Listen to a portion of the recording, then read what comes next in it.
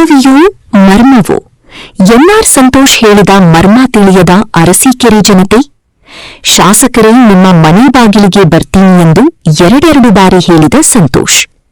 ಮಾಜಿ ಪ್ರಧಾನಿ ದೇವೇಗೌಡರ ಪುತ್ಥಳಿ ನಿರ್ಮಾಣ ಮಾಡಬೇಕೆಂದು ಹೇಳಿದ ಸಂತೋಷ್. ಸಾಮಾಜಿಕ ಜಾಲತಾಣದಲ್ಲಿ ತೀವ್ರ ಚರ್ಚೆಯಾಗುತ್ತಿರುವ ಸಂತೋಷ್ ಹೇಳಿಕೆ. ಸಂಪದ್ಭರಿತವಂತ ಗೃಹ ಮಂಡಳಿ ಅಂತ ನಿಗಮ ಮಂಡಳಿ ಅಧ್ಯಕ್ಷ ಆಗಿರ್ತಕ್ಕಂಥ ಮಾನ್ಯ ಶಿವಲಿಂಗಣ್ಣವರೇ, ಹಾಗೆಯೇ ತಾಲೂಕಿನ ಎಲ್ಲ ಆಡಳಿತ ವಲಯಕ್ಕೆ ನನ್ನದೊಂದು ಮನವಿ. ದಯಮಾಡಿ ಗಣಸಿ ಹ್ಯಾಂಡ್ ಪೋಸ್ಟ್ ಸರ್ಕಲ್ನಲ್ಲಿ ಮಾಜಿ ಪ್ರಧಾನಿ ದೇವೇಗೌಡರ ಪುತ್ಥಳಿ ನಿರ್ಮಾಣ ಆಗಲೇಬೇಕು. ಇದಕ್ಕಾಗಿ ಎಲ್ಲರೂ ಕೂಡ, ಇದೇನೋ ಯಾವುದೋ ಒಂದು ಸಮಾಜ, ಯಾರೋ ಒಂದು ಪಕ್ಷದವರು, ಆ ಪ್ರಶ್ನೆನೇ ಇಲ್ಲ. ನಾವೆಲ್ಲರೂ ಕೂಡ ನಮ್ಮ ಮಣ್ಣಿನ ಮಗ, ನಮ್ಮ ಹೆಮ್ಮೆ, ಹಾಸನದ ಹೆಮ್ಮೆ ಸನ್ಮಾನ್ಯ ಎಚ್.ಡಿ. ದೇವೇಗೌಡರ ಪುತ್ಥಳಿ ಅರಸೀಕೆರೆ ನಿರ್ಮಾಣ ಆದರೆ ಎಲ್ಲರೂ ಕೂಡ ಸಂಭ್ರಮ ಪಡ್ತಾರೆ ಅನ್ನುವಂಥ ವಿಷಯನೇ ಈ ಮುಖಾಂತರ ತಿಳಿಸ್ತಾ ಇದ್ದೇನೆ.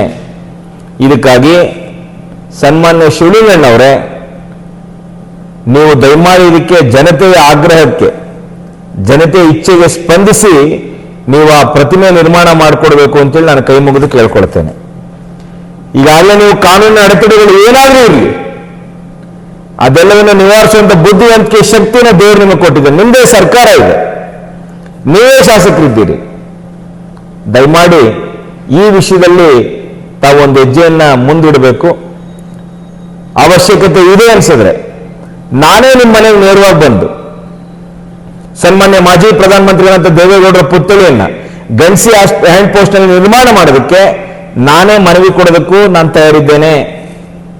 ನೀವು ಸಮಯ ಕೊಡಿ, ಕೈ ಮುಗಿದು ಪ್ರಾರ್ಥನೆ ಮಾಡ್ತೇನೆ.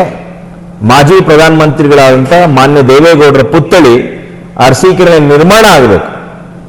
ಅದಕ್ಕೆ ಬೇಕಾದಂತ ಎಲ್ಲ ಒಂದು ತಯಾರಿಯನ್ನ ತಾವು ಮಾಡಬೇಕು. ನಿಮ್ಮ ಜೊತೆ ನಾವೂ ಇದ್ದೇವೆ. ನೀವು ಯಾವತ್ತದಕ್ಕೆ ಭೂಮಿ ಪೂಜೆ ಮಾಡ್ತೀರಿ, ಈಗಾಗಲೇ ಕಂಚಿನ ಪ್ರತಿಮೆಯನ್ನ, ಅಣ್ಣ ಬಸವಣ್ಣನ ಪ್ರತಿಮೆ ನೀವು ಅರಸೀಕೆರೆ ನಗರದಲ್ಲಿ ಇಟ್ಟಿದ್ದೀರಿ, ಬಹಳ ಸಂತೋಷ.